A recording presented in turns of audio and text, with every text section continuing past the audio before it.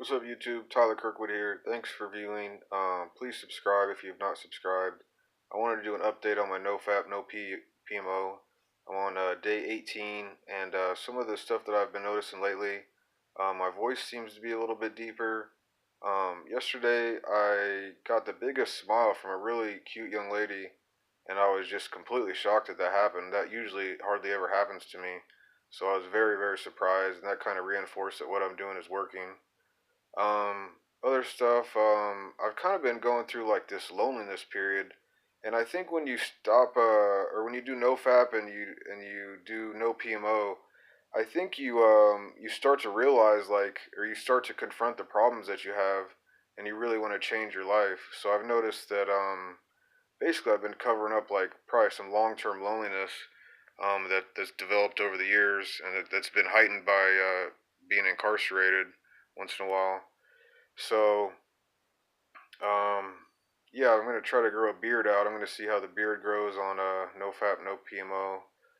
Some other stuff I wanted to talk about is basically like not just loneliness, but also kind of like just overall sadness. I kind of like sense like overall sadness in the United States, and I don't know if this is because of the current shutdown or if this is because of some kind of like problems with the economy, but it almost seems like it's a cultural problem. And by some of the research that I've done online, basically they're saying there's like a lot of deaths of despair, especially among white Americans, which is really worrying to me. Basically, people dying of either suicide or just from being incredibly depressed or whatever. And this leads me to my next thing that I'd like to talk about, the opioid epidemic. Lately in the news, it's been kind of controversial that there's a lot of doctors making a lot of money off prescribing opioids, and a lot of companies making a lot of money, and there's a lot of people dying, and it's just a really unfortunate thing that's going on.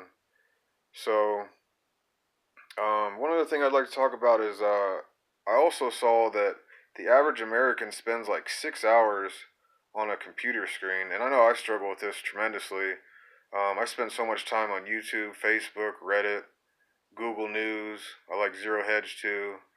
Um, Yahoo Finance. I spend so much time on the internet. It's crazy. I probably spend about 6 hours a day, like the average American. So I'm gonna try to cut that down and exercise more as a way to beat the depression. But I just find it really interesting that when you cease the negative behaviors, all of a sudden you kind of you have to confront the major problems in your life.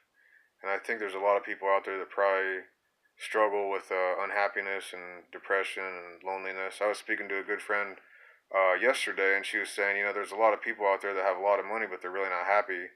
And that really made me think for a while, because I usually base all my unhappiness on not having enough money. Like, I feel like money would solve all my problems.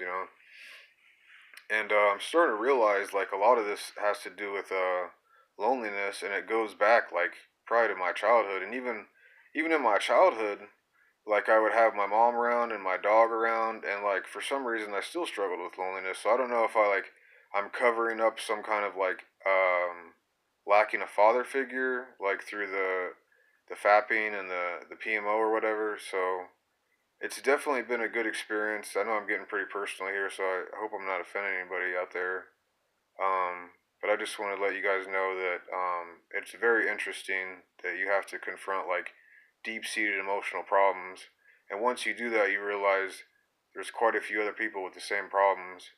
And really, I don't know what the solution to this is, other than not really destroying yourself with pornography or anything really negative like that. I'm starting to understand how it just completely hijacks your mind. And basically, what I've noticed is like when you go on NoFap and no PMO, your whole mindset towards females change. Like you don't look at them as objects anymore, and you don't have any expectations for them. And it's kind of crazy. They give you a lot more respect and a lot more eye contact and smiles and stuff like that. People notice that you're trying to do good and you're not trying to do bad. So I think the internet is like a blessing, but also like a crux for many people.